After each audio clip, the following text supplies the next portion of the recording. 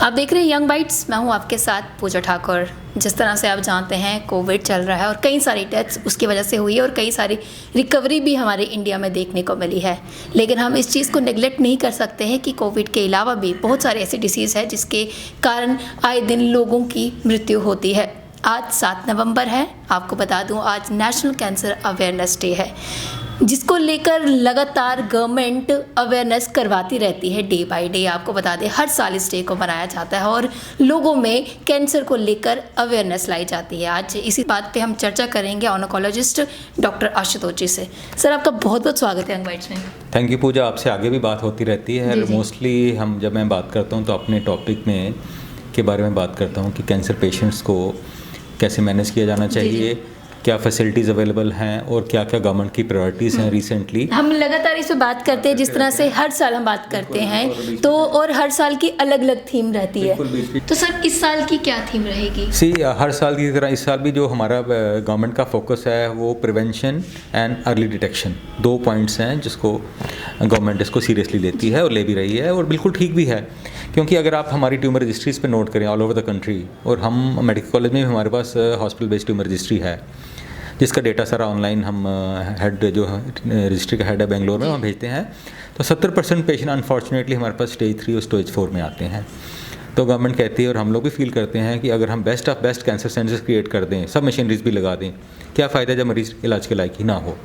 तो प्रिवेंशन, राखी कैंसर का रोकथाम, अगर हो जाए तो अर्ली डिटेक्शन, ये 2 फोकस बहुत इंपॉर्टेंट है हमारी गवर्नमेंट के लिए और राइटली सो। और इसी पॉइंट पे काफ़ी काम हो रहा है। जैसे टोबैको प्रिवेंशन है, क्योंकि अभी भी कहते हैं कि 50% कैंसर हैं जो टोबैको से डायरेक्टली इनडायरेक्टली लिंक्ड हैं। मेरे कहने का मतलब है कि अगर टोबैको का इस्तेमाल बिल्कुल बंद कर दिया आज की डेट के बाद, तो 5 साल के बाद अगर देखेंगे तो हमारी कैंसर की इंसिडेंस ऑलमोस्ट हाफ हो जाएगी। सेकेंड, एनवायरनमेंट पोल्यूशन है और बाकी काफ़ी केमिकल्स जो हैं हमारी जो फूड चेन में आ रहे हैं या हमारी एयर में आ रहे हैं, उन पे फोकस किया जाता है। कैंसर पहले एक ऐसी बीमारी थी जिसका पहले इलाज ही नहीं होता था, लेकिन जिस तरह से समय बढ़ता गया, इसकी मेडिसिन आई, अब तो हम इसको डिटेक्ट भी कर सकते हैं कि कौन सी स्टेज है या इसके सिम्टम्स अगर बात की जाए सिम्टम्स की, तो किस तरह ऐसे कौन से सिम्टम्स है जो हमें रिकॉग्नाइज करने चाहिए और हमें देखिए इसमें ऐसा है कि जैसे मैंने बात की अर्ली प्रिवेंशन और डिटेक्शन की, रोकथाम का मतलब है कि हमने चेंज करना लाइफस्टाइल को। आप जिस ढंग से अपनी ज़िंदगी जीते हैं, कैंसर होना या ना होना उस पर डिपेंड करता है, because cancer is the disease of lifestyle. So ये नहीं कि कैंसर आप माँ से या बाप से आप लेके, हेरिडिटरी नहीं है। ओनली 10% कैंसर, 5% कैंसर हेरिडिटरी हैं। 90% कैंसर हम एक्वायर करेंगे अपनी लाइफस्टाइल से। जैसे सिंपल है कि आप स्मोकिंग, टबैको यूज़, मैंने अभी बताया कि 50% कैंसर वैसे ही कम हो जाएंगे अगर टबैको बंद कर दिया जाए। दूसरा है कि आपकी जो लेडीज़ में स्पेशली वुमेन की बात करते हैं तो उनकी लाइफस्टाइल में ब्रेस्ट फीडिंग बहुत इंपॉर्टेंट है, क्योंकि breast cancer is number 1 cancer in ladies now, Indian ladies में। तो उसका सबसे बड़ा कारण है कि ब्रेस्ट फीडिंग कम करना। ब्रेस्ट जो फीडिंग है पहले 2-3 साल तक चलती थी, डेफिनेटली ज़्यादा बच्चे होते थे, मॉडर्नाइज, लेकिन हम अभी भी एडवाइस करते हैं कि ये बहुत इंपॉर्टेंट है कि लेडीज़ की जो ब्रेस्ट फीडिंग है वो लेडी को प्रिवेंशन देती है फ्रॉम कैंसर। सो इसमें इंपॉर्टेंट है कि एनवायरनमेंट ऐसा बनाया जाए कि आफ्टर डिलीवरी माँ को अपने बच्चे के साथ रहने का ज़्यादा मौका दिया जाए, जिसमें गवर्नमेंट का एफर्ट भी कर रही है कि अब रिसेंटली हमारी गवर्नमेंट ने चाइल्ड केयर लीव की। तो एम इज़ की मदर और चाइल्ड का बॉन्ड बने और ब्रेस्ट फीडिंग ज़्यादा हो, तो this is one aspect. Similarly आपका food chain is very important, fast food has to be avoided. हमारी होम मेड फूड है जो सबसे हेल्दी होता है, फ्रेश होता है, क्योंकि अगर आप प्रोसेस्ड फूड खाएंगे उसमें केमिकल्स हैं, प्रिजर्वेटिव्स हैं, जिसमें कैंसर कॉजिंग एजेंट्स होते हैं। सिमिलरली आपका एक्सरसाइज है, बैठ के ओबेसिटी है, जो आपका मोटापा है वो भी कैंसर को बढ़ावा देता है, क्योंकि अगर आप वेट गेन करते हैं आपके पास फैट सेल्स आते हैं, जो फैट सेल्स हैं वो स्टोरेज हैं, वो कैंसर की कॉजिंग एजेंट्स को भी स्टोर कर लेंगे। तो ये साइंटिफिक तरीका है इसको एक्सप्लेन करने का कि आपका लाइफस्टाइल चेंज होने से आपको कैंसर होना या नहीं होना कैसे डिपेंड करेगा। तो दूसरा एस्पेक्ट ये आता है कि प्रिवेंशन के एस्पेक्ट में यहाँ पे इंपॉर्टेंट है कि अगर किसी को कैंसर होता है, हम चाहते हैं कि वो अर्ली स्टेज में आए। होना तो है, बिल्कुल नहीं बंद होगा, लेकिन होता है तो उसको अर्ली स्टेज में कैसे लाया जाए, उसको अर्ली डिटेक्ट कैसे किया जाए, उस पर एफर्ट्स किए जा रहे हैं। और सबसे बड़ा एफर्ट ये है कि जो सिम्टम्स हैं, हम बार बार कहते हैं कि काफ़ी जो कैंसर काजिंग के सिम्टम्स हैं वो दूसरी दवाइयों से मिक्सअप बीमारियों से मिक्सअप होते हैं, सॉरी। तो इसमें कुछ हमने अपने जो अगर हम अपने जो फॉलोअप रिकॉर्ड बनाया है, इसका अगर लास्ट पेज देखें तो हमने आपको बताया है कि 10 rules to detect cancer early. जी। तो इसको मैं पढ़ के बताता हूँ। Any lump in the body which is not painful, like breast lump या एक्जिला में बाजू के नीचे ग्रॉइन में कोई लंप हो, स्पेशली जो पेनफुल ना हो। खांसी जो 4 हफ्ते से ज़्यादा हो और specially accompanied by blood in sputum. कोई गला ख़राब हो, सोर थ्रोट हो, 4 हफ्ते से ठीक नहीं हो रहा हो, खाने में मुश्किल होना, डिफ़िकल्टी इन स्वॉलोइंग या ब्लड में वॉमिटिंग आना, ये ब्लड की वॉमिटिंग आना, ये हो सकता है सिम्टम। आपकी बॉल हैबिट्स चेंज हो जाए, स्पेशली आफ्टर एज ऑफ 40-50, वो कोलन कैंसर का सिम्टम हो सकता है। ब्लीडिंग किसी फॉर्म की भी एबनॉर्मल ब्लीडिंग है, यूरिन में हो या यूरिन पास करने में मुश्किल हो, वो कैंसर का लक्षण हो सकता है। दोबारा ब्रेस्ट लंप के बारे में बात की मैंने। Abnormal bleeding in ladies, very important.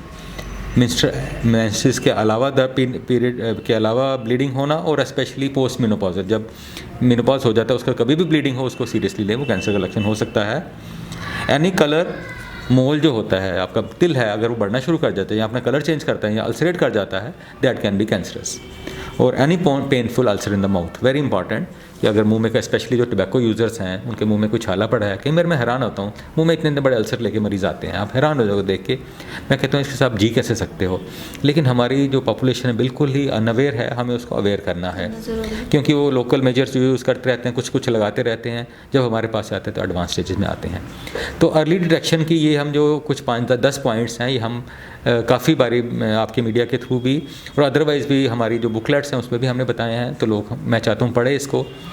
और ट्रेंड, एक पॉजिटिव ट्रेंड की बात मैं ज़रूर करूँगा कि लोग अब अर्ली स्टेज में आ रहे हैं, स्पेशली यंग लोग। काफ़ी मैं यंग लड़के लड़कियाँ देखता हूँ जो अपने माँ बाप को हमारे पास लेके आते हैं कि सर ये टबैको यूज़ करते मुंह में छाला हो गया, इसको देखें।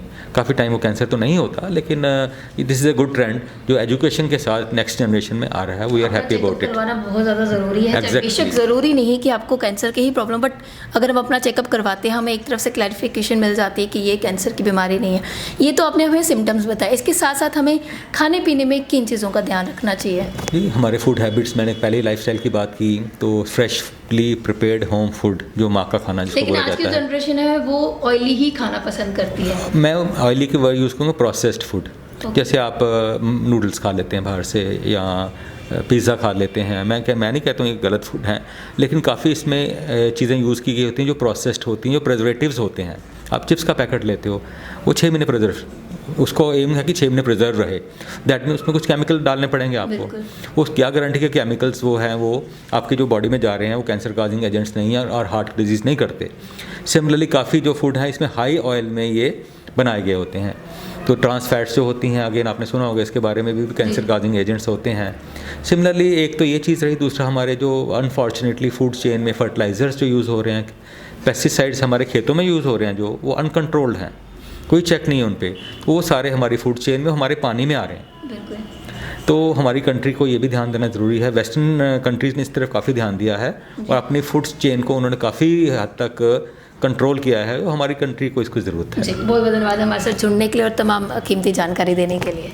थैंक यू जी, बहुत बहुत शुक्रिया। तो आज नेशनल कैंसर अवेयरनेस डे पे हमने बातचीत की डॉक्टर आशुतोष से। काफ़ी अच्छे तरीके से इन्होंने हमें बताया कि किस तरह के सिम्टम्स रहते हैं और किस तरह से हमें जल्द से जल्द हम इसे डिटेक्ट कर सकते हैं, और इसके साथ इन्होंने कुछ 10 पॉइंट्स हमें बताए जिससे हम कैंसर की पहचान कर सकते हैं। उसके साथ साथ खाने पीने का ध्यान आपको रखना है और उसके साथ साथ आपको फिजिकल एक्टिविटीज़ भी कंटिन्यूसली करते रहना चाहिए ताकि आप किसी भी बीमारी से बचे रहे। अगली अपडेट लेकर फिर मैं हाजिर होंगी, तब तक के लिए आप देखते रहिए यंग बाइट्स। वीडियो जर्नलिस्ट अभिषेक पड़ू के साथ मैं पूजा ठाकुर, यंग बाइट्स जम्मू।